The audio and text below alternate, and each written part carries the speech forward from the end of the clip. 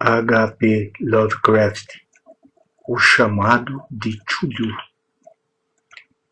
É concebível que tais poderes ou seres tenham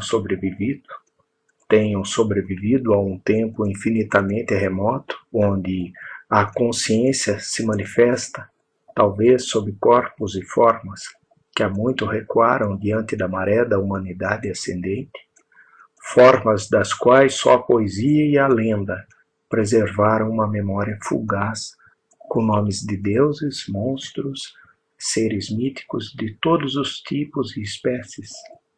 Algernon Blackwood. Primeiro, o baixo relevo de argila. Não há maior fortuna no mundo, creio eu, do que a incapacidade da mente humana de relacionar tudo que existe entre si. Vivemos numa ilha de plácida ignorância, rodeados pelos mares negros do infinito, e não é nosso destino empreender longas viagens. As ciências, que seguem os seus próprios caminhos, não causaram muito danos até agora, mas um dia a união desses saberes dissociados nos abrirá à realidade e à tênue posição que nela ocupamos, perspectivas tão terríveis que enlouqueceremos diante da revelação ou fugiremos daquela luz desastrosa, refugiando-nos na segurança e paz de uma nova era das trevas. Alguns teosofistas suspeitaram da grandeza majestosa do ciclo cósmico, do qual o nosso mundo e a nossa raça são apenas incidentes passageiros.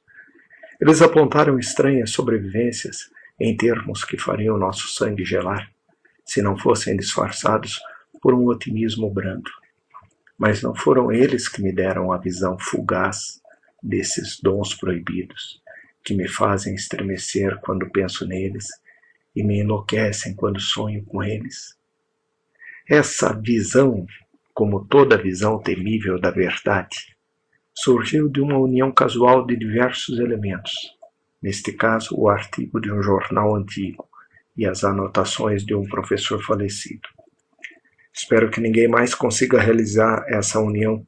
A propósito, eu, se viver, não adicionarei voluntariamente um único elo a uma cadeia tão terrível.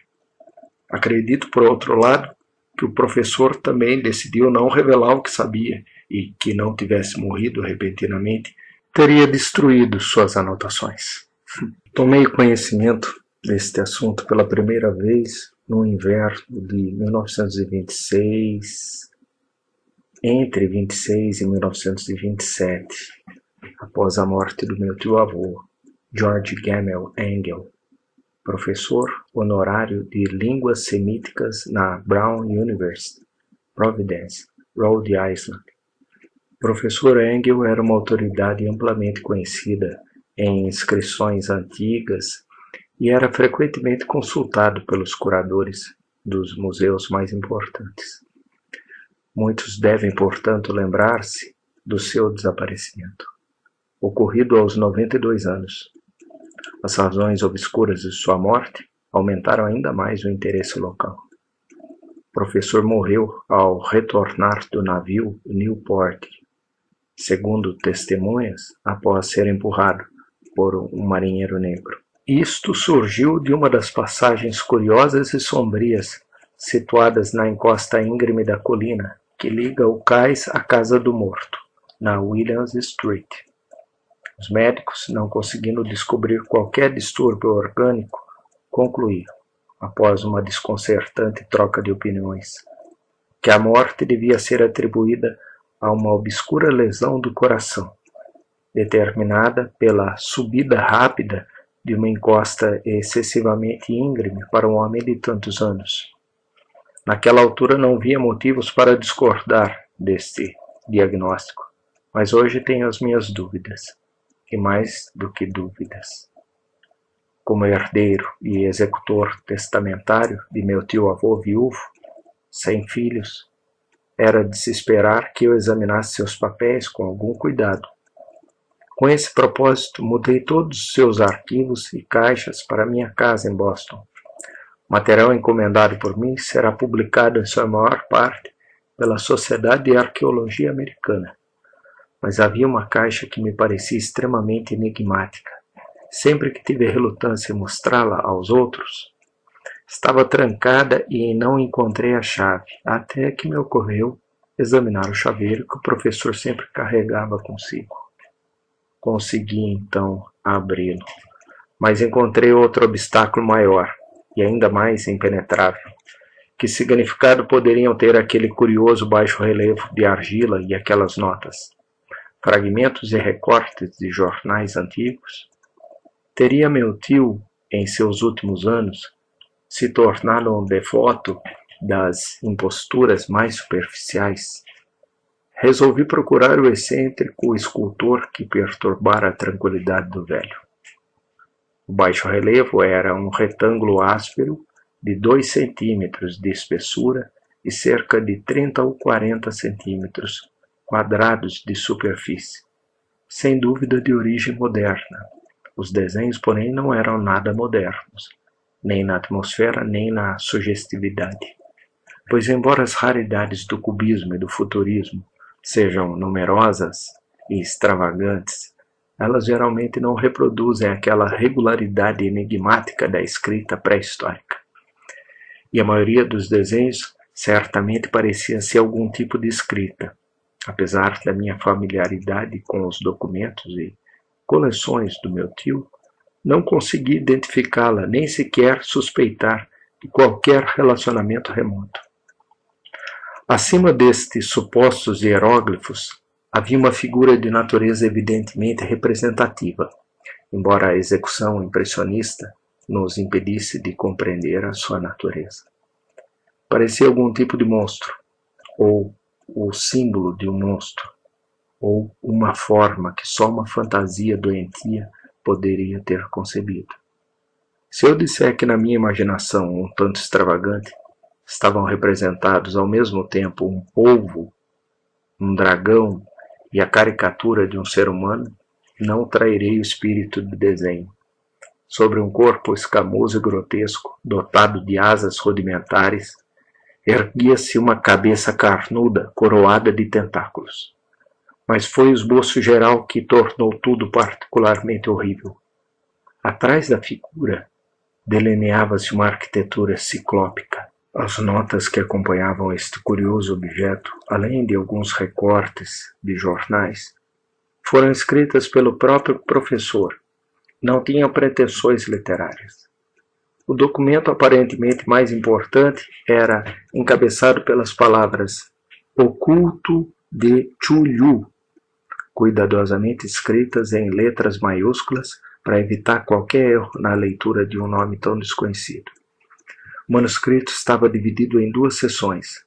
A primeira tinha o seguinte título: 1925, Sonho e Sonho de H.A. Wilcox, 7 Thomas Street, Providence, R.I.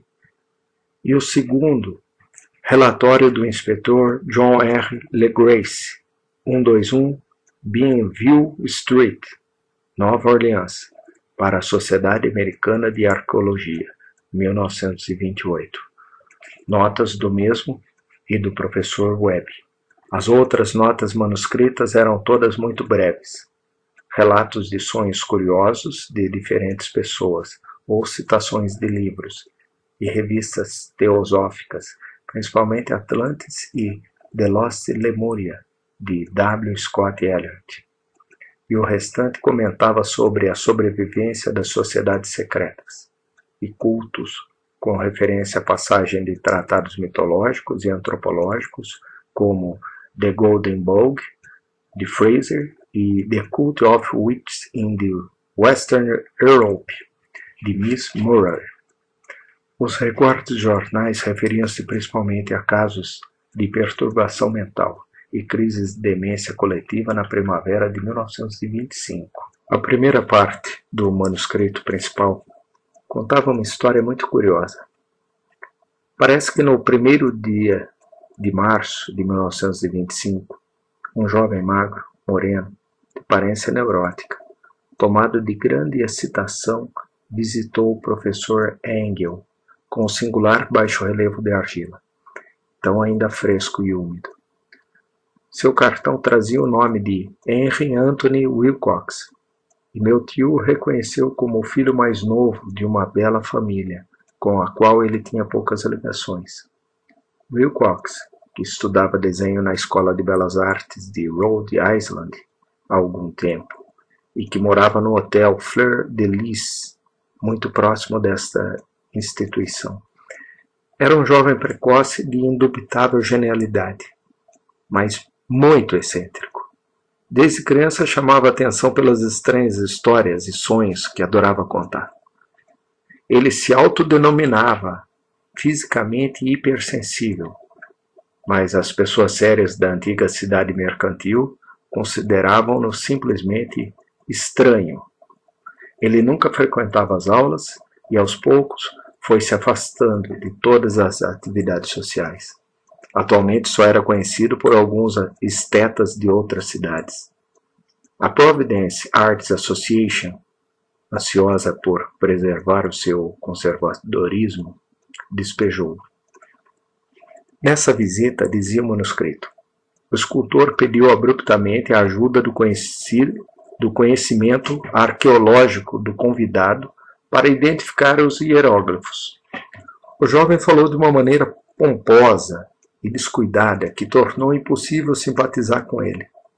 Meu tio respondeu secamente, já que a idade evidente da tabuinha excluía qualquer possível relação com as ciências arqueológicas. A resposta do jovem Wilcox, que impressionou suficientemente meu tio para ser reproduzida literalmente, tinha aquela ênfase poética que, sem dúvida, caracterizava a sua conversa habitual. É novo, é verdade, disse-lhe ele, porque eu fiz ontem à noite, enquanto sonhava com cidades estranhas, e os sonhos são mais antigos que a taciturna Tiro, a contemplativa Esfinge ou o Jardim da Babilônia. E ele começou a contar uma história complicada que de repente despertou uma lembrança em meu tio. O velho estava febrilmente interessado. Na noite anterior, houve um leve terremoto, mais violento que abalou a Nova Inglaterra nos últimos anos, que afetou terrivelmente a imaginação de Wilcox. Já na cama e pela primeira vez na vida, ele vira em seus sonhos cidades ciclópicas de enormes blocos de pedra e gigantescos e sinistros monolitos de horror latente, exalando uma gosma esverdeada. Paredes e pilares estavam cobertos de hieróglifos, e das profundezas da terra, de algum ponto indeterminado, veio uma voz que não era uma voz, mas sim uma sensação confusa que só a fantasia poderia traduzir em impronunciáveis Chulyu Fitagnan, Chulyu Fitagnan, Chulyu Fitagnan. Essa mistura de letras foi a chave da memória que excitou e perturbou o professor Engel. Interrogou o escultor com rigor científico, estudou com intensidade quase frenética o baixo relevo que o jovem esculpia nos seus sonhos, vestido apenas com a roupa de dormir, tremendo de frio. Meu tio culpou sua idade avançada, disse Wilcox mais tarde, por não reconhecer rapidamente hieróglifos e desenhos. Muitas de suas perguntas pareciam um pouco deslocadas ao visitante, especialmente aquelas que tentavam relacioná-las com sociedades e cultos estranhos. Wilcox não conseguia entender por que meu tio lhe prometia repetidamente silêncio se ele admitisse ser membro de uma das numerosas seitas pagãs ou místicas. Quando o professor finalmente se convenceu de que Wilcox realmente ignorava qualquer doutrina ou culto secreto, implorou-lhe que não deixasse de informá-lo sobre seus sonhos. Este pedido deu frutos, pois desde aquela primeira entrevista, o manuscrito mencionava as visitas diárias do jovem e a descrição de surpreendentes visões noturnas, cujo tema principal sempre foram algumas construções ciclópicas de pedra, úmidas e escuras, e uma voz ou inteligência subterrânea que ele gritou novamente e novamente, em impactos enigmáticos e sensíveis, algo indescritível. Os dois sons repetidos com mais frequência foram aqueles representados pelas palavras Chu-Yu e Rie. Em 23 de março, continuava o manuscrito, Wilcox faltou à consulta. Uma investigação no hotel revelou que ele havia sido atacado por uma febre de origem desconhecida, levado para a casa dos pais na Waterman Street. Ele começou a gritar no meio da noite, acordando vários artistas que moravam no mesmo hotel, e desde então passou alternadamente da inconsciência ao delírio. Meu tio telefonou imediatamente para a família e, a partir daquele momento, acompanhou o caso de perto, indo frequentemente ao consultório do Dr. Tobey, na Thayer Street, o médico principal do jovem. A mente febril de Wilcox aparentemente alimentou imagens estranhas. O médico estremeceu ao se lembrar deles. Eles não incluíam apenas uma repetição de sonhos anteriores, mas também uma criatura gigantesca, com vários quilômetros de altura, que caminhava ou se movia pesadamente. Wilcox nunca o descreveu em todos os detalhes, mas as poucas palavras incoerentes que o Dr. Tobey se lembrava convenceram o professor de que aquele era o monstro que o jovem tentara representar. Quando Wilcox se referia ao seu trabalho, acrescentou o médico, invariavelmente caía imediatamente numa espécie de letargia. Estranhamente, a sua temperatura nunca esteve acima do normal. No entanto, sua condição era mais parecida com uma febre violenta do que com um distúrbio cerebral. No dia 2 de abril, às 3 da tarde, a doença cessou repentinamente. Wilcox sentou-se na cama, surpreso ao se encontrar na casa dos pais, totalmente inconsciente do que havia acontecido em seus sonhos ou na realidade desde 22 de março. Quando o médico declarou que ele estava curado, 3 dias depois, ele voltou ao hotel, mas ele não tinha mais utilidade para o professor Engel. Junto com a doença, todos esses sonhos desapareceram. Depois de ouvir durante uma semana histórias inúteis e irrelevantes de algumas visões, muito comuns, meu tio parou de escrever os pensamentos noturnos do artista. Aqui terminava a primeira parte do manuscrito, mas as notas abundantes realmente convidavam à reflexão. Somente o ceticismo inveterado, que então constituía minha filosofia, pôde explicar minha persistente desconfiança. As notas descreviam o que várias pessoas sonharam durante o mesmo período em que o jovem Wilcox teve suas estranhas revelações. Meu tio, ao que parecia, organizou rapidamente uma vasta pesquisa com quase todos aqueles a quem ele poderia questionar, sem parecer impertinente, pedindo-lhes que lhe contassem seus sonhos, comunicassem as datas de todas as visões notáveis. As reações foram variadas, mas o professor recebeu mais respostas do que qualquer outro homem teria obtido sem a ajuda de uma secretária. Embora não tenha preservado a correspondência original, as notas formavam um resumo completo e muito significativo. A aristocracia e os empresários, tradicional sal da terra, da Nova Inglaterra, foram quase inteiramente negativos, embora houvesse alguns casos de relatos de impressões noturnas, sempre entre 13 de março e 2 de abril, período de delírio do jovem escultor. Os homens de ciência também não ficaram muito afetados, embora pelo menos 4 descrições vagas sugerissem a visão fugaz de paisagens estranhas, e uma delas falasse do medo de algo anormal. As respostas mais pertinentes vieram de artistas e poetas, que, se tivessem conseguido comparar notas, teriam entrado em pânico. Na ausência das cartas originais, cheguei a suspeitar que o compilador tinha feito perguntas insidiosas ou distorcido o texto da correspondência, para corroborar o que resolvera ver. É por isso que persisti na crença que Wilcox, conhecendo de alguma forma os antigos documentos recolhidos por meu tio, o estava enganando. Essas respostas dos artistas contaram uma história perturbadora. Entre 28 de fevereiro a 2 de abril, grande parte deles teve sonhos muito curiosos, que atingiram sua intensidade máxima na época do delírio do escultor. Um quarto falou de cenas e sons semelhantes aos descritos por Wilcox, e alguns confessaram seu terror diante de uma criatura gigantesca e sem nome.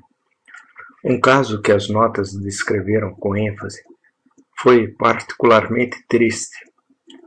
O sujeito, um arquiteto conhecido, um tanto inclinado ao ocultismo e à teosofia, enlouqueceu completamente na noite em que o jovem Wilcox foi levado para a casa de seus pais e morreu meses depois, gritando para ser salvo de algum habitante do inferno fugitivo. Se meu tio tivesse mantido os nomes desses casos, em vez de reduzi-los a números, eu teria conseguido fazer algumas pesquisas pessoais. Mas do jeito que estava, só consegui encontrar alguns. Todos, porém, confirmaram as notas. Muitas vezes me perguntei se aqueles a quem o professor Engel questionou teriam ficado tão intrigados quanto este grupo. Nunca lhes dei explicações, e é melhor assim. Os recortes de imprensa, como já disse, tratavam de casos de pânico, mania e excentricidade, sempre no mesmo período. O professor Engel deve ter recorrido a uma agência de clipping, pois a quantidade desses extratos era prodigiosa, também vinham de todos os cantos do mundo. Um deles descreveu um suicídio ocorrido tarde da noite em Londres. Um homem pulou de uma janela depois de soltar um grito horrível. Numa carta confusa ao editor de um jornal sul-americano, um fanático anunciou, com base nas suas visões, um futuro sinistro. Um despacho da Califórnia relatou que uma colônia teosófica havia começado a usar vestimentas brancas em vista da aproximação de um evento glorioso, que nunca aconteceu, enquanto relatórios da Índia referiam-se cautelosamente a uma séria agitação entre os nativos, que ocorreu naquela época.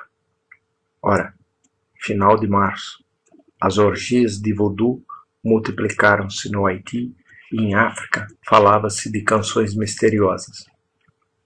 Oficiais americanos baseados nas Filipinas tiveram algumas dificuldades com algumas tribos, e na noite de 22 de março, a polícia de Nova York foi assediada por levantinos histéricos.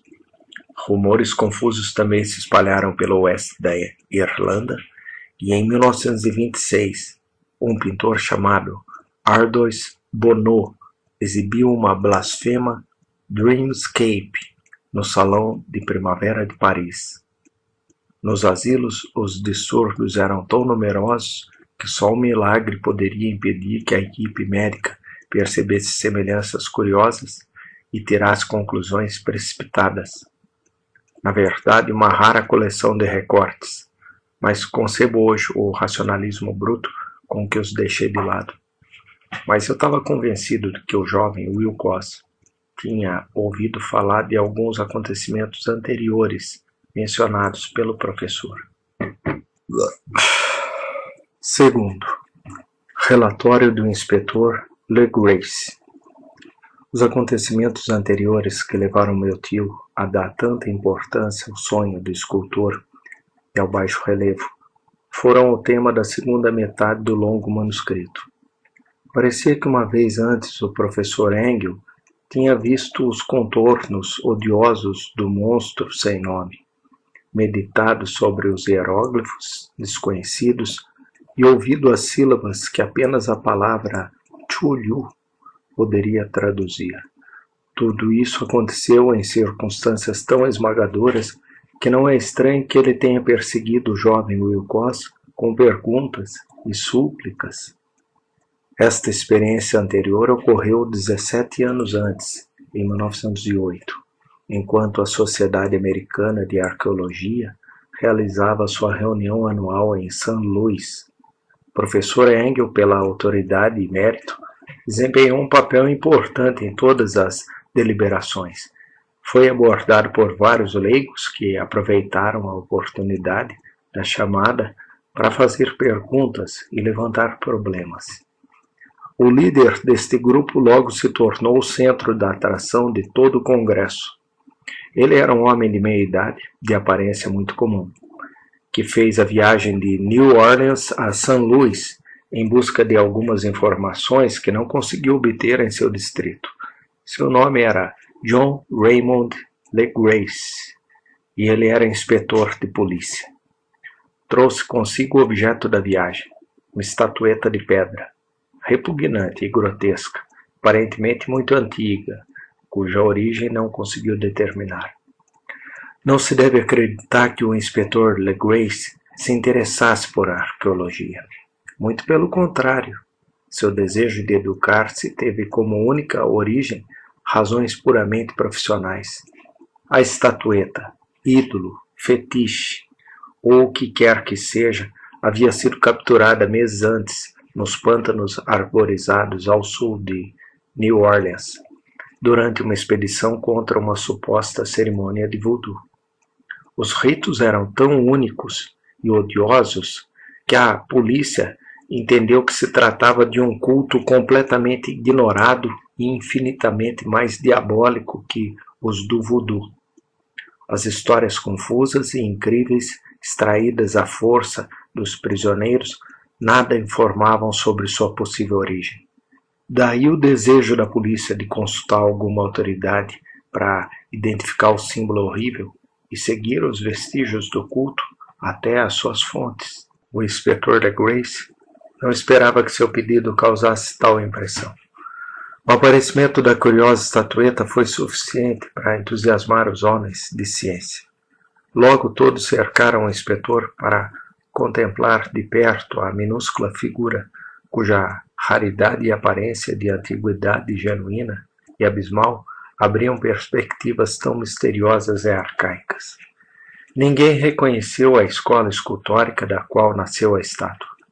No entanto, centenas e até milhares de anos pareciam ter-se depositado na superfície escura esverdeada daquela pedra desconhecida. A figura que os membros do Congresso passaram de mão em mão para um estudo mais detalhado tinha cerca de 20 a 23 centímetros de altura e era finamente esculpida. Representava um monstro com contornos vagamente antropóides, mas com uma cabeça semelhante à de um polvo, cujo rosto era uma massa de tentáculos, um corpo escamoso que sugeria uma certa elasticidade, 4 membros dotados de enormes garras e um par de asas longas e estreitas. Voltou. Essa criatura, exalando uma malignidade anormal, parecia ser de grande corpulência. Estava sentada sobre um pedestal ou bloco retangular coberto de caracteres indecifráveis. As pontas das asas roçavam a borda traseira do bloco. O assento ocupava o centro, enquanto as garras longas e curvas dos membros dobrados agarravam a borda frontal e desciam até 1/4 da altura do pedestal. A cabeça do cefalópode estava inclinada para frente, de modo que os tentáculos faciais roçavam as costas das enormes garras que seguravam os joelhos altos. O conjunto dava uma impressão de vida anormal, mais sutilmente aterrorizante pela impossibilidade de estabelecer sua origem. Sua vasta, terrível, incalculável idade era inegável. Porém, nada permitiu que fosse relacionado a qualquer tipo de arte, desde os primórdios da civilização. O material da estátua guardava outro mistério. Não havia nada semelhante em geologia ou mineralogia. Aquela pedra ensaboada, verde escura, com listras douradas ou iridescente, Os personagens da base eram igualmente desconcertantes. Nenhum dos membros do Congresso, embora representassem metade das autoridades mundiais neste campo, conseguiu descobrir o mais remoto parentesco linguístico. Tanto a figura como o material pertenciam a algo incrivelmente distante, totalmente diferente da humanidade que conhecemos, algo que sugeria de forma terrível ciclos antigos e profanos dos quais nosso mundo e as nossas concepções não tinham participado. E, no entanto, enquanto os membros do Congresso balançavam a cabeça, se confessavam incapazes de resolver o mistério, um deles pensou ter descoberto algo estranhamente familiar na efígie e nos hieróglifos.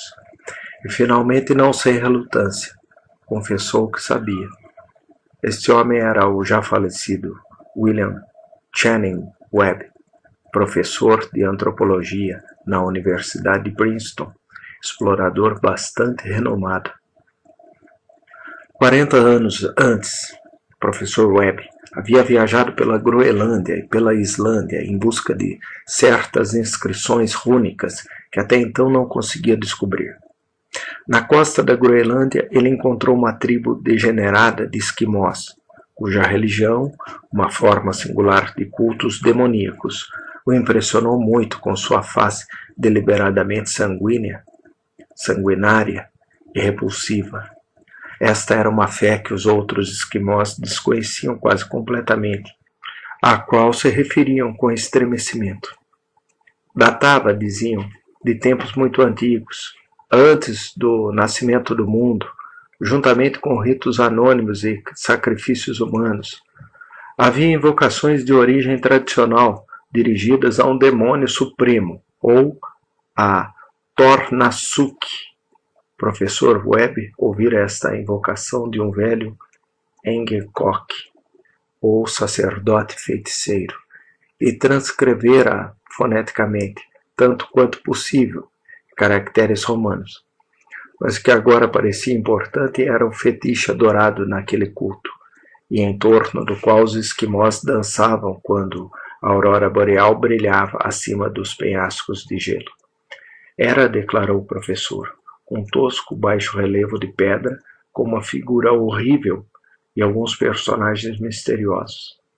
Ele pareceu lembrar-se de que se parecia, pelo menos em todos os aspectos essenciais, com a criatura bestial que estavam examinando agora.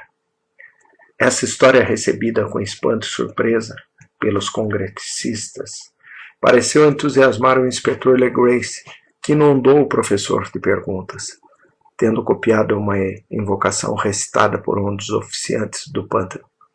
Pediu ao professor Webb que tentasse lembrar as sílabas coletadas na Groenlândia.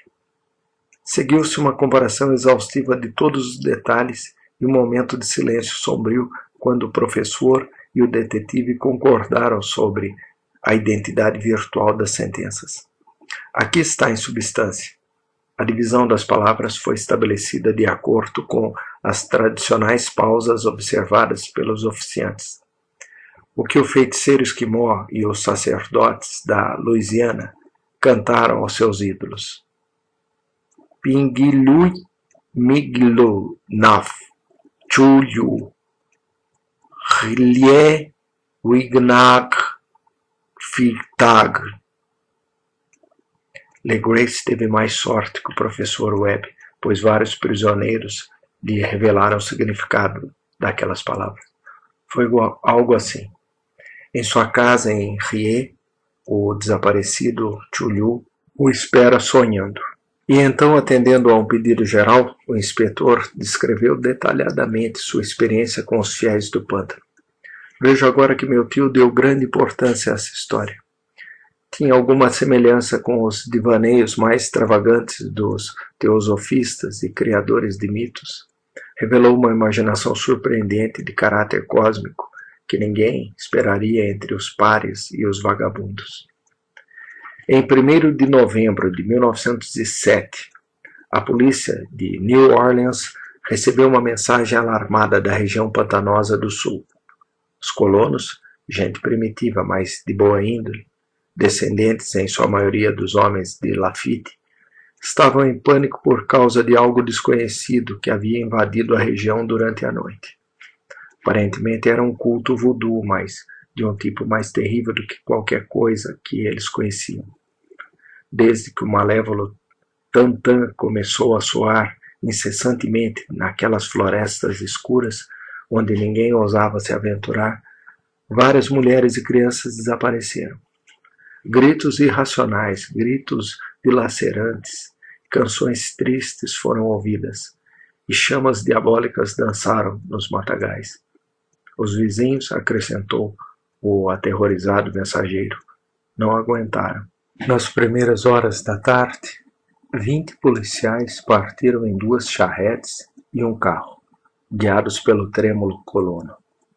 Quando a estrada ficou intransitável, abandonaram os veículos e, durante vários quilômetros, percorreram em silêncio as densas florestas de ciprestes, onde a luz do dia nunca penetrava. Raízes retorcidas e nós malignos de musgo retardavam o progresso. E de vez em quando uma pilha de pedras molhadas ou os fragmentos de um muro em ruínas tornavam ainda mais deprimente a atmosfera que as árvores deformadas e as colônias de fungos ajudavam a criar. Por fim apareceu um miserável grupo de cabanas, e os colonos histéricos correram para se reunir em torno das lanternas bruxuleantes. A batida surda dos tantãs podia ser ouvida fracamente à distância, e a brisa ocasionalmente trazia um grito de gelar o sangue. Um brilho avermelhado parecia filtrar-se através da folhagem pálida, além das intermináveis avenidas da noite e da selva.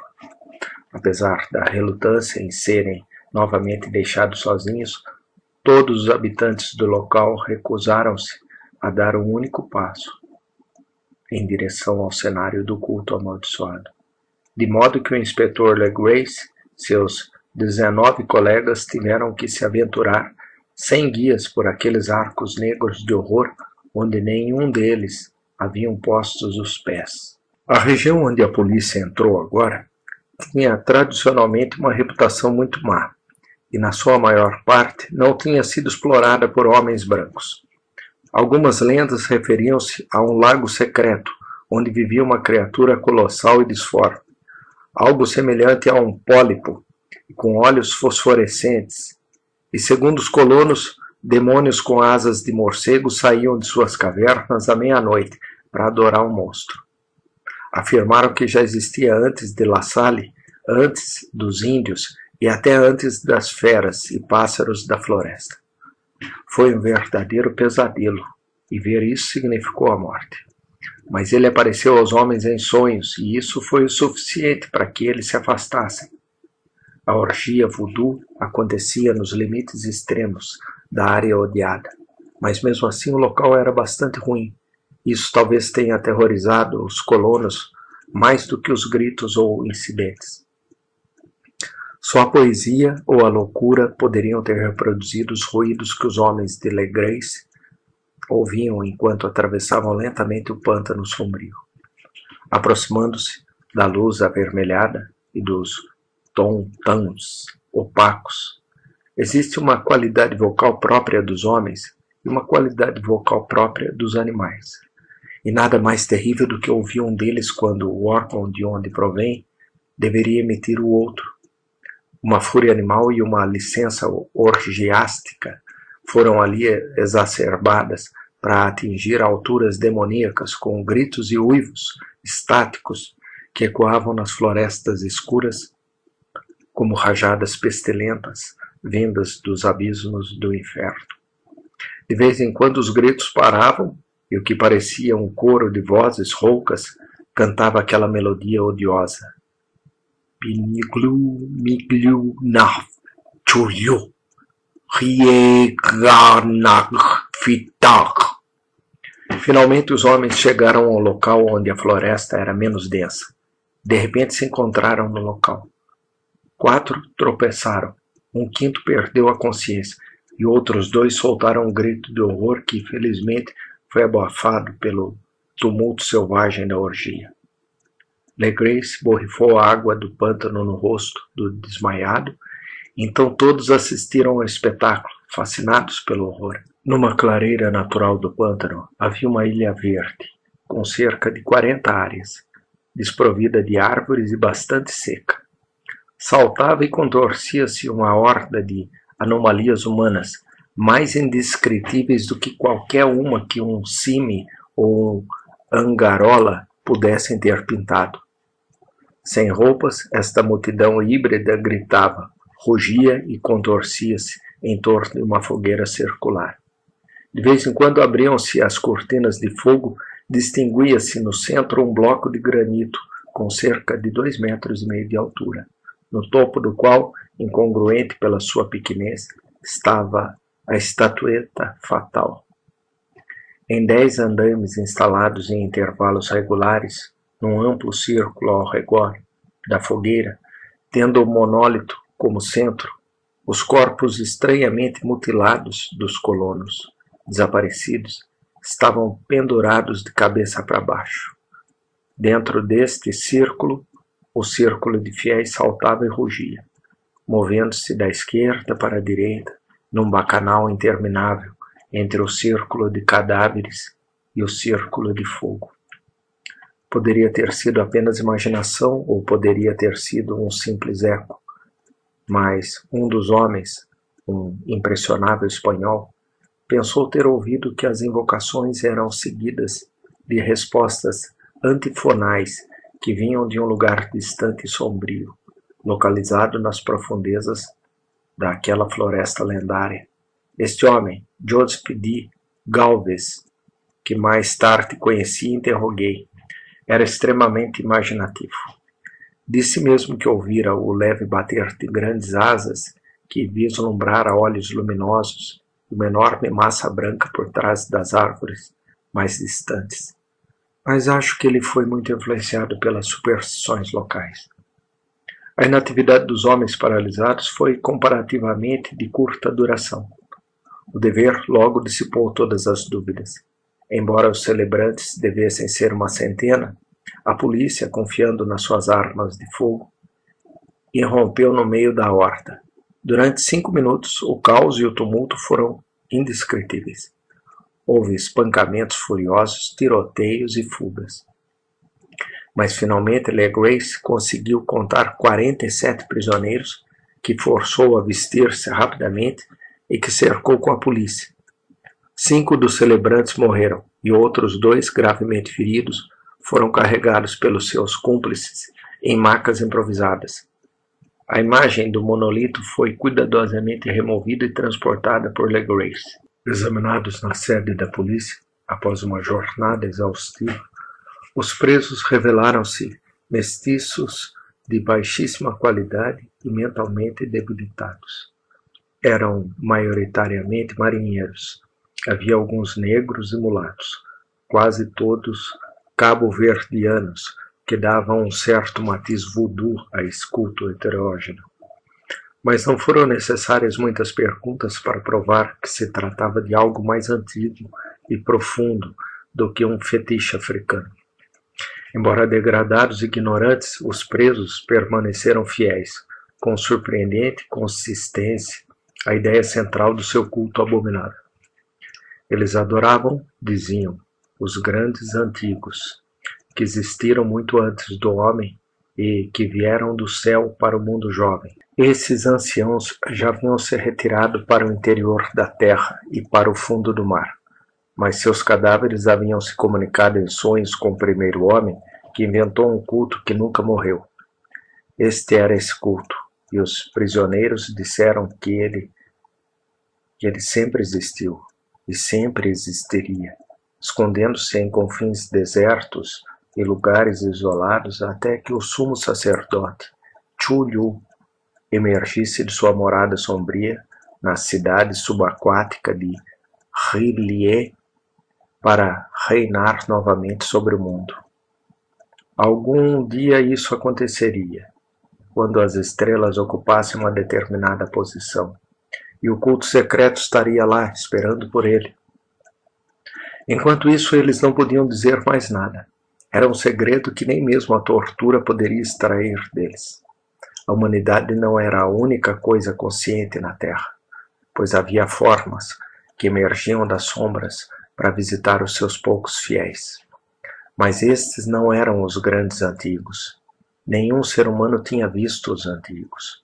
O ídolo de pedra representava o grande Chulyu, mas ninguém sabia dizer se os outros eram ou não como ele. Ninguém foi capaz de decifrar a escrita antiga. Muitas coisas foram transmitidas oralmente. A invocação ritual não era o segredo. Ele nunca se comunicou em voz alta.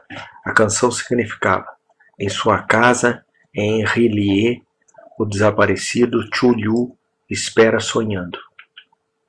Apenas 2 dos prisioneiros foram considerados sãos e foram enforcados. O restante foi enviado para diversas instituições. Todos negaram ter participado dos crimes rituais e alegaram que os culpados dessas mortes eram os Asas Negras, que vieram até eles de seu refúgio imemorial na Floresta Encantada. Mas nada de coerente poderia ser aprendido com esses aliados misteriosos. O que a polícia conseguiu obter veio principalmente de um mestiço muito velho, chamado Castro, que alegou ter tocado em portos distantes e falado com os líderes imortais do culto nas montanhas da China. O velho Castro lembrava-se de fragmentos de lendas odiosas, que diminuíam as especulações dos teosofistas, faziam do nosso mundo algo recente e passageiro. Em ciclos muito distantes, outros seres governaram a Terra. Eles viveram em grandes cidades, seus vestígios ainda podiam ser encontrados, disseram os imortais da China a Castro. Em algumas pedras ciclópicas, em algumas ilhas do Pacífico, eles haviam morrido muito antes do aparecimento do homem, mas havia artes que poderiam reanimá-los quando as estrelas voltassem a ocupar sua posição correta nos céus da eternidade. Esses seres, sem dúvida, vieram das estrelas, trouxeram consigo suas imagens. Esses grandes antigos, continuou Castro, não eram de carne e osso. Eles tinham forma. Esta imagem de estrela não provava isso, mas essa forma não era material. Quando as estrelas eram propícias, elas iam de mundo em mundo através do céu, mas quando eram desfavoráveis, não podiam viver. Mas mesmo que não estivessem mais vivos, na verdade não haviam morrido. Todos eles jaziam em casas de pedra na grande cidade de R'lyeh, preservados pelos feitiços do grande Chulyu, para o dia em que as estrelas e a terra pudessem receber sua gloriosa ressurreição. Mas naquela época alguma força externa teve que ajudar a libertar seus corpos. Os feitiços que os impediam de se decompor também os impediam de se mover, e os antigos tiveram que se contentar em mentir e pensar no escuro com o passar de milhões de anos. Eles sabiam tudo o que acontecia no mundo, pois sua linguagem consistia na transmissão do pensamento. Naquele exato momento eles estavam conversando em seus túmulos. Quando após um caos infinito surgiram os primeiros homens, os grandes antigos falaram aos mais sensíveis, moldando-lhes sonhos. Aqueles primeiros homens, murmurou Castro, estabeleceram o culto com que se adoravam os ídolos dos grandes antigos. Ídolos trazidos de estrelas escuras em um tempo infinitamente distante. Esse culto não morreria até que as estrelas voltassem a ser favoráveis. Sacerdotes então tirariam o grande Chulyu de sua tumba para reviver seus vassalos e retomar seu reinado na terra. Essa época seria fácil de saber, pois então a humanidade se assemelharia aos grandes antigos, selvagem e livre, além do bem e do mal, sem moralidade e sem lei. E todos os homens gritariam e matariam e se alegrariam alegremente. Os antigos, libertados, ensinariam novas formas de gritar, matar e desfrutar. E o mundo inteiro arderia num holocausto de liberdade e êxtase. Quanto isso, o culto, com ritos apropriados, deveria preservar a memória daqueles tempos antigos e anunciar o seu retorno. Nos primeiros dias, alguns homens escolhidos conversaram em sonhos com aqueles seres, mas então algo aconteceu. A grande cidade de pedra de Hylie, com os seus monolitos e tumbas, havia afundado sob as ondas, e as águas dos abismos, com aquele mistério primitivo no qual ninguém sequer pensara em penetrar, interromperam esses encontros espectrais. Mas as memórias não morreram, e os sumos sacerdotes afirmaram que quando as estrelas estivessem favoráveis, a cidade voltaria à superfície. Então os velhos espíritos da terra, bolorentos e sombrios, emergiriam do seu subsolo e espalhariam os rumores ali recolhidos nas profundezas esquecidas do oceano. Mas o velho Castro não se atreveu a falar deles. Ele parou de repente e nem a persuasão nem as sutilezas conseguiram extrair dele qualquer outra informação. Ele também não quis mencionar, curiosamente, o tamanho dos antigos. Quanto ao culto, afirmou que o seu centro deve ser encontrado nos desertos intransponíveis da Arábia, onde Irem, a cidade dos pilares, ainda sonha intacta e secreta. Não tinha nenhuma relação com a bruxaria europeia e era conhecido apenas pelos seus membros. Nenhum livro lhe fazia alusão, embora os imortais chineses afirmassem que no Necronomicon do louco árabe Abdul al-Jared havia um significado oculto que o iniciado poderia interpretar de maneiras muito diferentes, especialmente no tão discutido dístico: não está morto aquele que pode mentir eternamente. E com o passar dos anos, a própria morte pode morrer. Legrace, profundamente impressionado, nem um pouco intrigado, procurou sem sucesso as afiliações históricas do culto. Castro aparentemente disse a verdade quando disse que era segredo. As autoridades da Universidade de Tulane não conseguiram lançar qualquer luz sobre o culto ou a imagem, e agora ele recorreu às mais altas autoridades e encontrou nada mais, nada menos que o episódio do professor Webb na Groenlândia. Fervoroso interesse despertado pela história de Legrace, corroborado pela presença da estatueta, teve algum eco nas cartas que os membros do Congresso trocaram posteriormente, mas quase não há menção no relatório oficial. A prudência é a principal preocupação daqueles que são frequentemente confrontados com charlatanismo e impostura. Legrace emprestou a estátua ao professor Webb por um tempo, mas após a morte deste, ela foi devolvida a ele e está em sua casa desde então. Eu a vi lá não faz muito tempo. É realmente algo chocante e indiscutivelmente semelhante à escultura esculpida em sonhos pelo jovem Wilcox. Não fiquei surpreso que meu tio tivesse ficado entusiasmado com a história do jovem. O que ele poderia pensar quando soube, já ciente das informações coletadas por Legrace, que um jovem sensível não só havia sonhado a figura e os hieróglifos das imagens do pântano e da Groenlândia, mas também tinha ouvido em sonhos 3 das palavras da fórmula repetida pelos professores de Louisiana e pelos esquimós diabólicos. Era natural que o professor Engel tivesse iniciado imediatamente uma investigação completa. Embora eu suspeitasse secretamente que o jovem Wilcox tinha ouvido falar do culto e inventou uma série de sonhos para aumentar o mistério dos olhos do meu tio. A história dos outros sonhos e os recortes recolhidos pelo professor pareciam corroborar a história do jovem, mas o meu fundamentado racionalismo e a total extravagância do assunto levaram-me a adotar as conclusões que considerei mais razoáveis. Assim, depois de estudar novamente o manuscrito, comparar as notas teosóficas e antropológicas com a descrição do culto feita por Legrace, viajei até a Providência para ver o escultor e repreendê-lo por ter zombado tanto de um velho sábio. Wilcox ainda morava sozinho no Fleur de Lis, na Thomas Street, uma desagradável imitação vitoriana da arquitetura bretã do século XVII.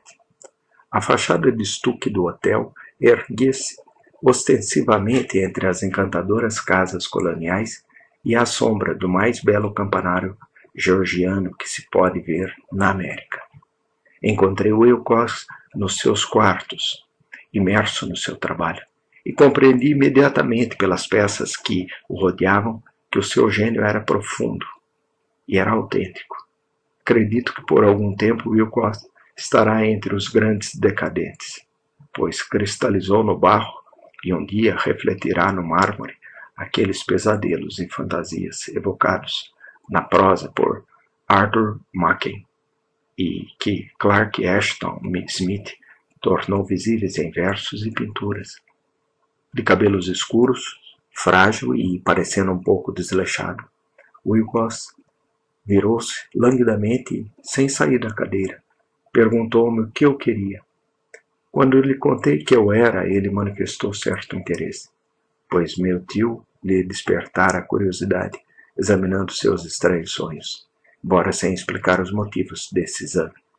Sem tirá-lo de sua ignorância, tentei, prudentemente, fazê-lo falar. Pouco tempo foi suficiente para me convencer de que ele era absolutamente sincero. Ele falou de seus sonhos de forma inequívoca. Esses sonhos e seus resíduos subconscientes influenciaram profundamente sua arte. E ele me mostrou uma estátua mórbida cujo modelo quase me fez estremecer pela força de sua sugestão sombria. Ele não se lembrava de ter visto o original, exceto no baixo relevo criado durante um sonho.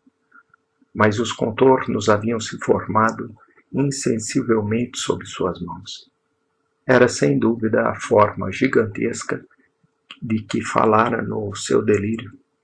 Logo percebi que não sabia nada sobre o culto, exceto o que o constante questionamento de meu tio havia deixado escapar.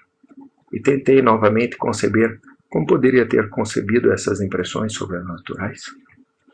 Ele falou de seus sonhos de uma forma estranhamente poética, fazendo-me ver com terrível clareza a cidade ciclópica de pedra verde e musgosa, cuja geometria, acrescentou ele com curiosidade, era totalmente errônea, e ouvi novamente com medo e expectativa o som subterrâneo, chamada mental Tchulyu Figtag, Tchulyu Figtag.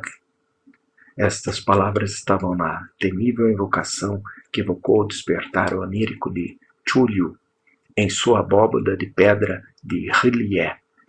E apesar de minhas ideias racionais, senti-me profundamente perturbado. Wilcox, sem dúvida, tinha ouvido falar do culto casualmente. Rapidamente o esqueceu na massa de suas leituras, concepções igualmente fantásticas. Mais tarde, em virtude de seu caráter impressionável, o culto encontrou uma forma subconsciente de expressão nos sonhos, no baixo relevo de argila e na estátua que eu agora contemplava. Portanto, o engano foi involuntário. O jovem tinha modos um pouco afetados e um pouco vulgares, que realmente me desagradou. Mas eu já estava preparado para admitir tanto a sua genialidade como a sua honestidade. Despedi-me gentilmente e desejei-lhe todo o sucesso que seu talento prometia. O tema do culto continuou a fascinar-me e por vezes imaginei que poderia adquirir grande notoriedade investigando a sua origem e relações. Visitei New Orleans, conversei com LeGrace e outros que participaram daquela expedição. Examinei a estatueta e até interroguei os prisioneiros que ainda estavam vivos. O velho Castro, infelizmente, morreu há vários anos. O que ouvi então, em voz alta, embora não passasse de uma confirmação detalhada dos escritos do meu tio, aumentou o meu interesse e tive a certeza de que estava no encalço de uma religião muito antiga e secreta, cuja descoberta me tornaria um antropólogo, digno de nota. Minha atitude era então absolutamente materialista, como ainda gostaria que fosse, e através de uma inexplicável perversidade mental, Rejeitei a coincidência dos sonhos e dos recortes coletados pelo próprio Engel. Houve algo, porém, de que comecei a suspeitar, que agora penso saber. A morte do meu tio não foi nada natural. Caiu no chão no morro, numa das ruas estreitas que saíam de alguns cais, onde abundavam mestiços estrangeiros, após o empurrão descuidado de um marinheiro moreno. Eu não tinha esquecido que os oficiantes de Louisiana se distinguiam pelo seu sangue misto e pelos seus interesses marítimos. Não teria ficado surpreendido ao saber da existência de agulhas venenosas e de métodos criminosos secretos, tão impiedosos como aquelas crenças e ritos misteriosos. LeGrace e seus homens, é verdade, não foram molestados, mas a Noruega, um marinheiro que viu coisas, acabara de morrer. Será que as investigações realizadas por meu tio, após conhecer o escultor, não teriam chegado a ouvidos sinistros? Acredito que hoje o professor Engel morreu porque sabia ou queria saber demais.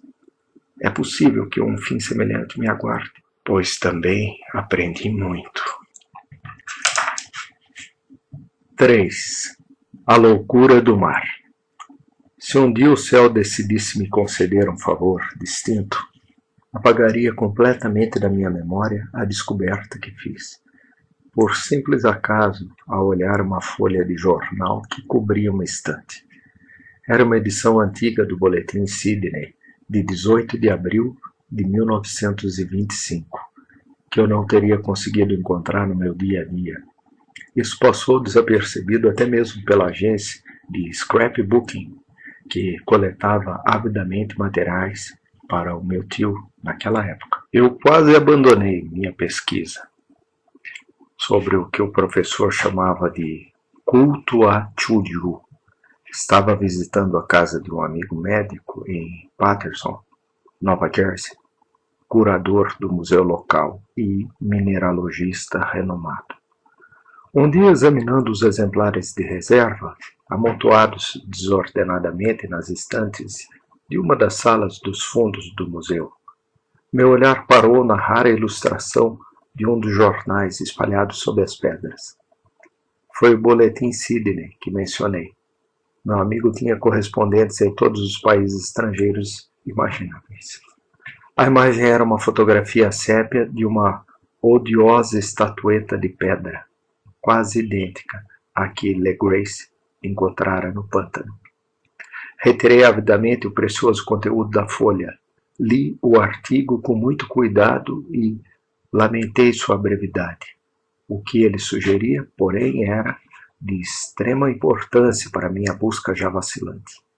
Comecei a notícia com cuidado, com o propósito de me colocar imediatamente em ação. Aqui está o conteúdo. O vigilante chegou rebocando um iate, Nova Zelândia armado. Um morto e um sobrevivente a bordo. Eles relatam lutas e mortes furiosas em alto mar. Marinheiro resgatado se recusa a fornecer detalhes de experiência misteriosa. Estranho ídolo encontrado em seu poder. Uma investigação será iniciada. Cargueiro vigilante da empresa Morrison de Valparaíso chegou esta manhã ao seu atraque em Darling Harbour, rebocando o iate Alert Yacht Dunedin, com graves danos, mas ainda equipado com armas poderosas. O iate foi avistado no dia 12 de abril a 34 graus e 21 minutos sul e 152 graus e 17 minutos oeste, com um morto e um sobrevivente a bordo. O vigilante deixou Valparaíso no dia 25 de março e no dia 2 de abril foi desviado consideravelmente do curso, em direção ao sul, por tempestades excepcionais e ondas enormes. No dia 12 de abril, ele avistou o navio à deriva. Aparentemente tinha sido abandonado, mas, mais tarde, descobriu-se que tinha um sobrevivente em estado de delírio e um homem que estava morto há pelo menos uma semana. O sobrevivente segurava nas mãos uma pedra horrível de origem desconhecida, com cerca de 30 centímetros de altura. cuja origem os professores da Universidade de Sydney, da Royal Society e do College Street Museum não conseguiram determinar, e que o homem afirmava ter descoberto em a cabine do iate, num pequeno altar rudimentar. Este homem, agora recuperado, contou uma história extremamente estranha de pirataria e violência. Trata-se de um norueguês chamado Gustav Johans, de certa cultura, segundo imediato da escuna Emma, de Auckland, que partiu para El Callao no dia 20 de fevereiro, com uma tripulação de 11 homens. O Emma, disse ele, foi atrasado e consideravelmente desviado de seu curso pela tempestade de 1º de março, e no dia 22 do mesmo mês, a 49 graus 51 minutos sul e 128 graus 34 minutos leste, encontrou o alerta conduzido por uma tripulação de canaques e mestiços com aparência de força. O capitão Collins não obedeceu à ordem de virar e a tripulação do iate abriu fogo sem avisar, com uma bateria particularmente pesada de canhões de bronze. Os marinheiros do Emma, disse o sobrevivente, resistiram bravamente e, embora a escuna começasse a afundar, como vários projéteis haviam atingido a linha d'água, conseguiram se aproximar do inimigo e abordaram-no, passando a lutar no convés. Como a tripulação do iate lutou de forma desajeitada e cruel, tiveram que matar todos. 3 dos homens do Emma, incluindo o capitão Collins e o primeiro oficial Green, foram mortos. E os 8 restantes, sob o comando do segundo oficial, Johans, partiram na direção originalmente seguida pelo iate, a fim de descobrir por que motivo haviam recebido ordem de mudança de rumo. No dia seguinte, desembarcaram em uma pequena ilha, que não aparecia em nenhum mapa. 6 dos homens morreram ali, embora Johansen tenha sido particularmente reticente quanto a isso, dizendo que tinham caído numa fenda entre as rochas. Mais tarde, ao que parece, Johansen e seus companheiros retornaram ao iate, tentaram navegá-lo, mas foram vencidos pela tempestade de 2 de abril. Desse dia até 12 de abril, datam em que foi recolhido pelo vigilante. Johans não se lembra de quase nada, nem mesmo quando seu companheiro William Briden morreu. A morte aparentemente não se deveu a outra causa, senão a privação. Telegramas de Dunedin relatam que o alerta era conhecido como um navio de carga e tinha uma reputação muito ruim. Ele pertencia a um curioso grupo de mestiços cujas frequentes incursões noturnas pelas florestas atraíam muita curiosidade. Depois da tempestade dos terremotos de 1º de março, eles partiram às pressas. Nosso correspondente em Auckland diz que o Emma e sua tripulação tinham uma excelente reputação e que Johans é um homem digno de total confiança. O almirantado vai iniciar uma investigação sobre o assunto, durante a qual tentará convencer Johans a falar mais livremente. Isso foi tudo, fora a imagem diabólica, mas que pensamentos ela despertou em minha mente. Estas novas e preciosas notícias sobre o culto de Chulyu provaram que esse tinha seguidores fiéis, tanto no mar como em terra. Que motivo levou a tripulação híbrida a ordenar a devolução do alerta, enquanto navegavam com seu ídolo? Que ilha desconhecida era aquela, em que 6 tripulantes morreram e sobre a qual o contramestre Johans era tão reticente? Qual foi o resultado da investigação do almirantado e o que se sabia sobre o odioso culto de Dunedin? E o mais extraordinário, que relação profunda e natural de fatos foi essa que deu um significado maligno e inegável aos acontecimentos tão cuidadosamente anotados pelo meu tio. De 1º de março a 28 de fevereiro, de acordo com o fuso horário internacional, ocorreram uma tempestade e um terremoto. O Alert e sua tripulação furiosa deixaram Dunedin rapidamente, como se obtivessem a um chamado imperioso. E no outro extremo da terra, poetas e artistas começaram a sonhar com uma cidade subaquática ciclópica, enquanto o jovem escultor modelava, em seus sonhos, a forma de o terrível Tchuliu. No dia 23 de março, a tripulação do Ema desembarcou em uma ilha desconhecida, perdendo ali 6 homens. Nessa mesma data, os sonhos de algumas pessoas atingiram a sua maior intensidade. Foram obscurecidos pelo terror de um monstro malvado e gigantesco. Enquanto um arquiteto enlouquecia, o escultor era vítima do delírio. E o que pensar daquela tempestade de 2 de abril, data em que cessaram todos os sonhos da cidade submersa, e Wilcox saiu ileso daquela estranha febre? Que pensar também daquelas alusões do velho Castro aos antigos, vindos das estrelas e ao seu próximo reino, e ao seu culto e ao seu governo de sonhos? Estarei eu à beira de um abismo de horrores cósmicos, insuportável para um ser humano? Em todo caso, afetaram apenas a mente, pois o dia 2 de abril pôs fim de alguma forma à monstruosa ameaça que assolava as almas dos homens. Naquela tarde, depois de passar o dia enviando telegramas, fazendo preparativos urgentes, despedi-me do meu convidado e tomei um trem para São Francisco. Em menos de um mês cheguei a Dunedin, onde, no entanto, descobri que muito pouco se sabia sobre os estranhos membros do culto que viviam nas estalagens marítimas. Vadiar nas docas era um assunto muito comum e não valia a pena mencionar.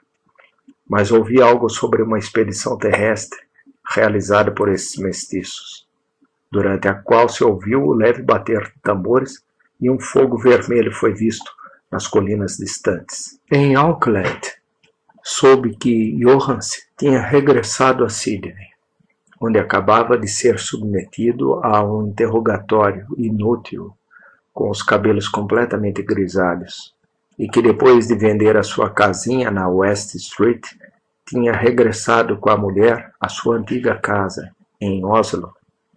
Ele não contou aos amigos mais sobre sua aventura do que os oficiais do almirantado já sabiam. Tudo o que eles puderam fazer foi me dar seu novo endereço. Voltei então a Sydney e falei sem sucesso com marinheiros e membros do tribunal. Vi o alerta em circular Quay, no porto de Sydney, mas seu casco não me revelou nada. A imagem agachada, com a cabeça de polvo, corpo de dragão, asas escamosas e pedestal com hieróglifos, foi guardada no museu do Hyde Park. Examinei-o cuidadosamente. Descobri que era primorosamente trabalhado e tinha o mesmo mistério profundo, terrível antiguidade e raridade sobrenatural e material que o espécime menor de Le Grace. Para os geólogos, disse-me o curador do museu, a estátua era um enigma monstruoso, e eles juravam que não havia rocha igual no mundo. Lembrei-me com um arrepio do que o velho Castro dissera a Le Grace a respeito dos primeiros grandes antigos. Eles vieram das estrelas e trouxeram consigo suas imagens.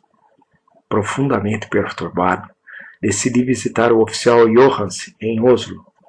Cheguei a Londres, reembarquei imediatamente para a capital da Noruega e, no dia de outono, pisei num cais limpo à sombra do Egeberg. Descobri que a casa de Johannes estava situada na cidade velha do rei Harold Hardrada, que manteve o nome Oslo durante os séculos em que a principal cidade adotou o nome de cristianismo. Fiz a curta viagem de táxi e bati com o coração trêmulo na porta de uma casa velha e limpa, com a fachada de estuque. Uma mulher de rosto triste, vestida de preto, veio me cumprimentar e me disse, num inglês hesitante, que Gustav Johannes não era mais deste mundo. Ele não sobreviveu por muito tempo ao retornar, pois sua aventura marítima em 1925 destruiu sua saúde. A mulher não sabia mais do que o público, mas Johannes deixara um longo manuscrito tratando de assuntos técnicos, escrito em inglês com a clara intenção de que a sua esposa não o compreendesse. Enquanto caminhava por uma rua estreita perto do cais de Gotemburgo, Um pacote de jornais velhos, atirado pela janela do sótão, atingiu e fez ele cair. 2 marinheiros indianos o ajudaram imediatamente, mas o homem morreu antes da chegada da ambulância. Os médicos, incapazes de determinar a causa da morte, atribuíram-na a um problema cardíaco e fraqueza geral. Senti então que um terror sombrio que não me abandonaria, até que eu também recebesse o descanso eterno, acidentalmente ou não, perfurou meus ossos. Tendo persuadido a viúva de que meu conhecimento dessas questões técnicas me dava direito a possuir o manuscrito, levei o documento comigo e comecei a lê-lo no barco para Londres. Foi uma história simples e confusa, um diário marítimo de memória no qual se tentava registrar, dia após dia, aquela última e terrível viagem. Não vou transcrevê-lo literalmente por causa de suas obscuridades e redundâncias, mas meu resumo será suficientemente bom para explicar por que o som da água contra as laterais do navio tornou-se tão intolerável que tive que tapar os ouvidos. Johans, graças a Deus, não sabia de tudo, embora tenha visto a cidade e o monstro.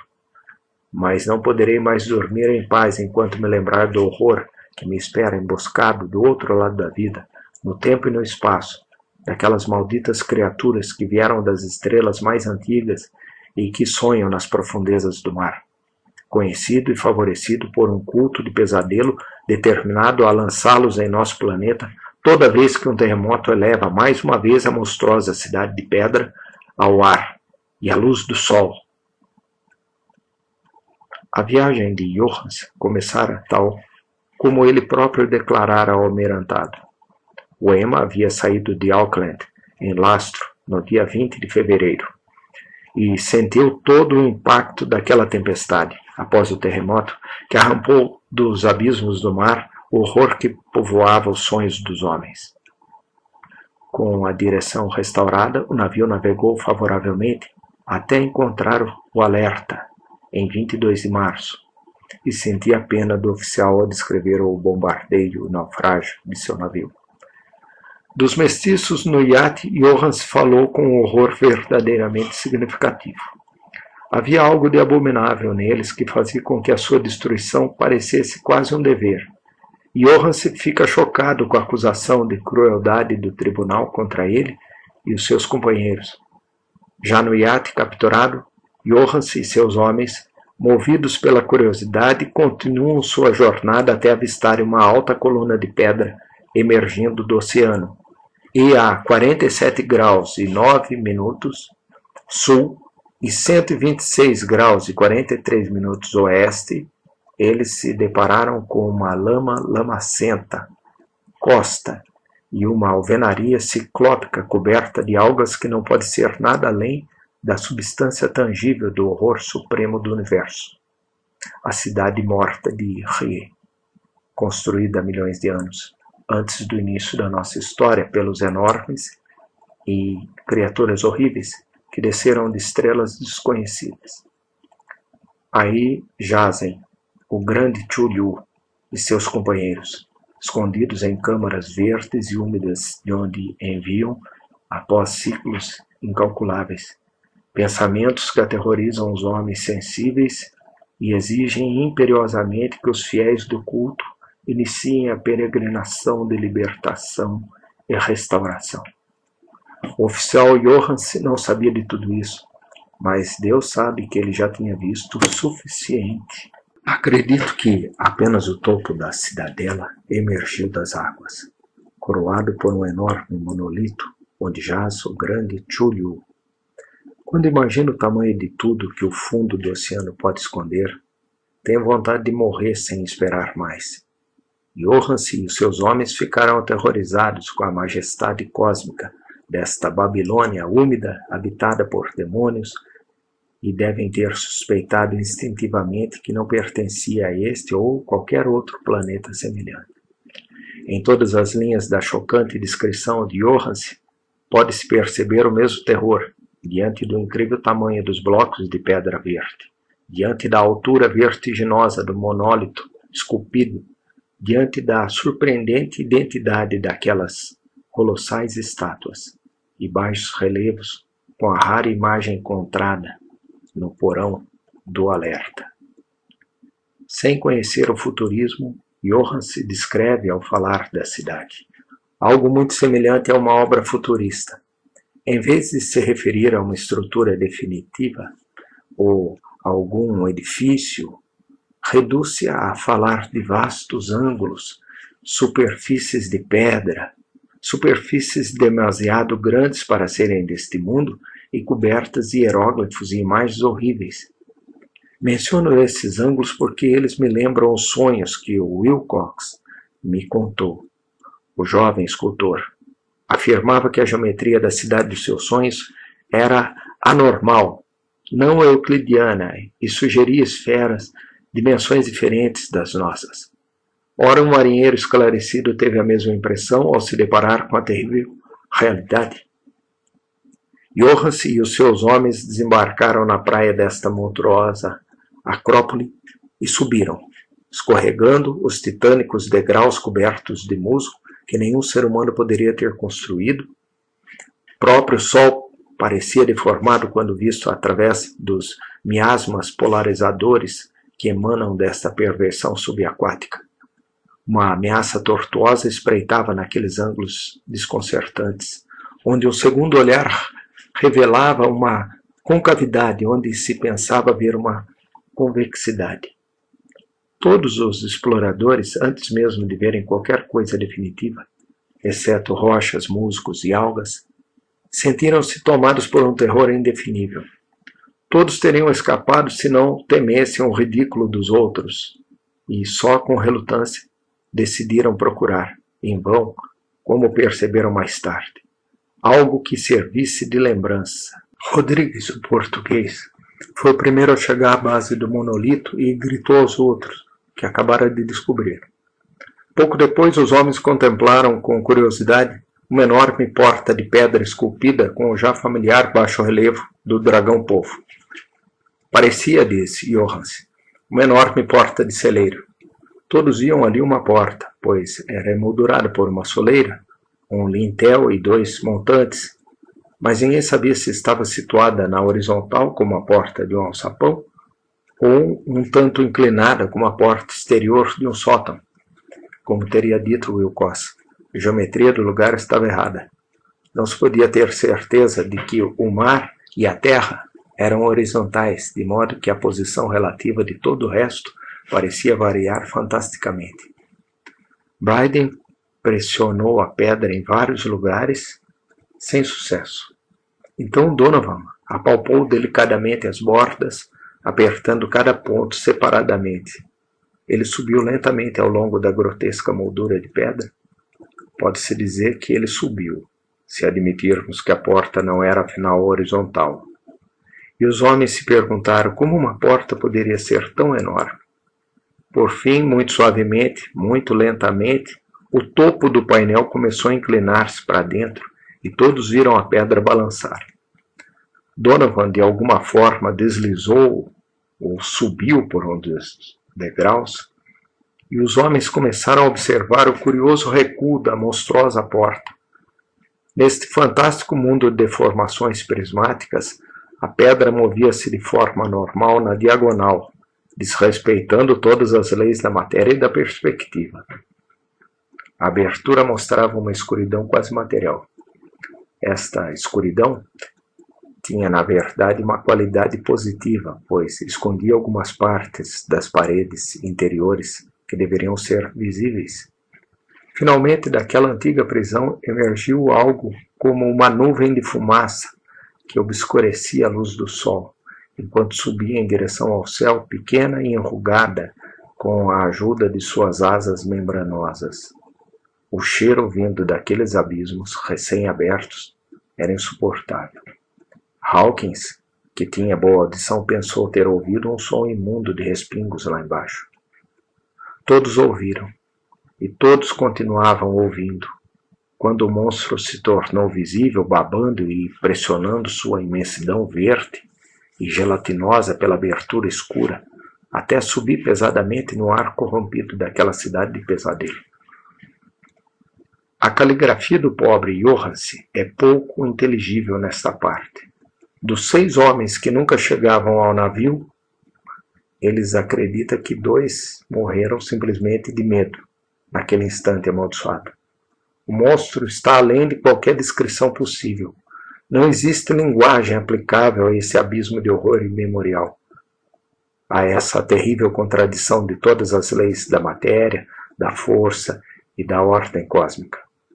Uma montanha que caminhou, Deus, é de admirar que, do outro lado da Terra, um grande arquiteto tenha enlouquecido e que, naquele momento telepático, a febre tenha devorado o pobre Wilcox. O monstro dos ídolos, o demônio verde e viscoso de outras estrelas, havia despertado para reivindicar seus direitos. As estrelas voltaram a ser favoráveis, e o que um antigo culto não conseguira por vontade própria, um punhado de marinheiros inocentes conseguiu por acidente. Depois de milhões e milhões de anos, o grande Chu-Yu estava livre novamente. 3 homens foram arrastados por aquelas patas membranosas antes que alguém tivesse tempo de se virar. Que descanse em paz, se houver algum descanso no universo. Eles eram Donovan, Guerreira e Angstrom. Park escorregou enquanto os outros 3 sobreviventes corriam freneticamente para uma cena interminável de rochas esverdeadas.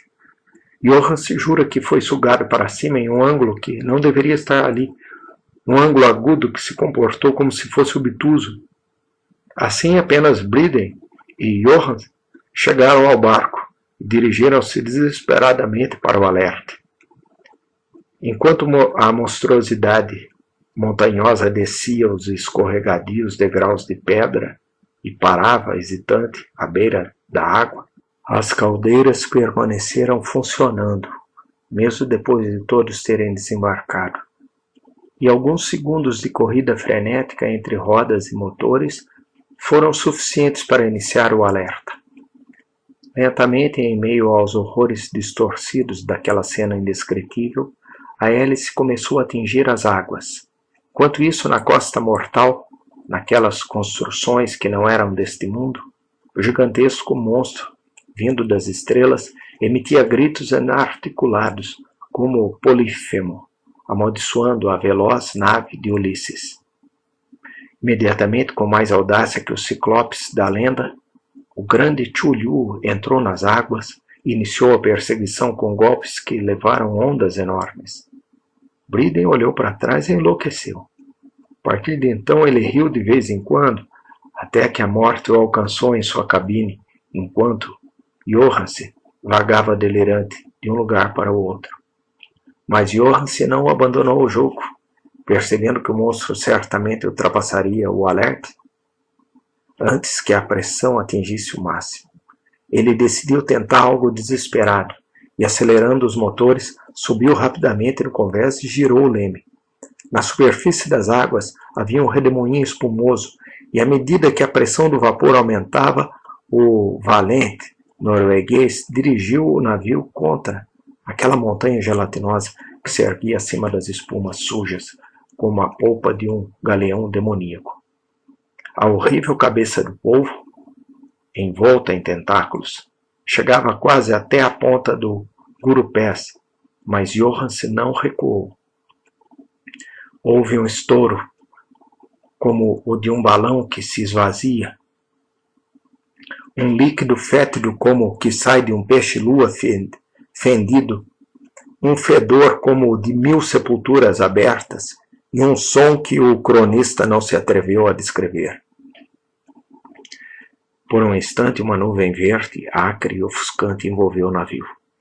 E um furúnculo maligno permaneceu na popa, onde Deus do céu, a plasticidade dispersa daquela entidade celestial, se recombinava e recuperava sua forma primitiva, enquanto o alerta se movia, cada vez mais longe, e ganhando velocidade. Foi isso. Daquele momento em diante, Johann se contentou-se em meditar sombriamente sobre o ídolo da cabana e preparar algumas refeições para si e para seu companheiro enlouquecido. Ele não tentou dirigir o navio. Depois desse incidente, ele perdeu algumas das fontes de sua alma. Veio então a tempestade de 2 de abril, que acabou turvando sua consciência. Ele se lembrava confusamente de infinitos abismos líquidos, de paredes rotativas espectrais, deslizamentos vertiginosos através de mundos indescritíveis, na cauda de um cometa e saltos convulsivos das profundezas do mar para a lua, depois novamente para o mar, tudo envolto no coro de risadas e de antigas divindades e os demônios verdes com asas de morcego do Tártaro. Depois desse pesadelo vieram o resgate, o vigilante, o tribunal do almirantado, as ruas de Dunedin e a longa viagem de volta à sua cidade natal, próximo ao Egberg. Nada poderia contar. Eu ficaria louco. Ele escreveria tudo antes de morrer, mas sua esposa não deveria suspeitar de nada. A morte só seria benéfica para ele se apagasse suas memórias. Este foi o documento que eu li. Guardei-o na caixa de lata junto com o baixo-relevo de argila, os papéis do professor Engel. Incluirei esta história, esta prova da minha própria sanidade, onde o que espero nunca mais se unirá, se uniu. Contemplei tudo o que pode haver de horrível no universo, e até os céus da primavera e as flores do verão me parecerão agora impregnados de veneno. Mas não creio que ele viverá muito. Assim como meu tio e o pobre Johannes desapareceram, eu também desaparecerei. Eu sei demais, e o culto ainda existe. Tchulhu também existe, suponho, naquele refúgio de pedra que serviu de abrigo, desde que o sol era jovem. A cidade amaldiçoada deles afundou novamente, pois o vigilante navegou por aquele lugar após a tempestade de abril, mas os seus ministros na terra ainda dançam, cantam e matam em lugares isolados, em torno de monolitos de pedra, coroados com imagens. Tchulhu devia ter ficado preso nos abismos subaquáticos, caso contrário, o mundo gritaria de horror. Quem sabe o fim? O que surgiu agora pode afundar, e o que afundou pode subir. A abominação espera e sonha nas profundezas do mar, e sobre as cidades vacilantes dos homens flutua a destruição. Um dia chegará, mas não devo e não posso pensar nisso. Rezo para que, se eu não sobreviver a este manuscrito, meus executores vejam que a prudência é maior que a audácia e evite